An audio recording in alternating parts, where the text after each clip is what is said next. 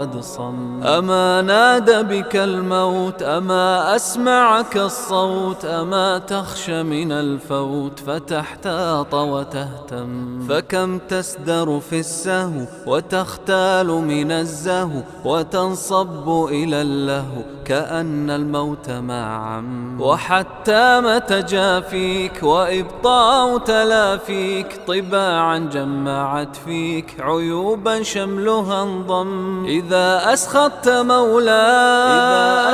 مولا فما تقلق من ذا وإن أخفقت مسعاك تلظيت من الهم. وإن لاح لك النقش من الأصفر تهتش، وإن مر بك النعش تغاممت ولا غم. تعاصي الناصح البر وتعتاص وتزور وتنقاد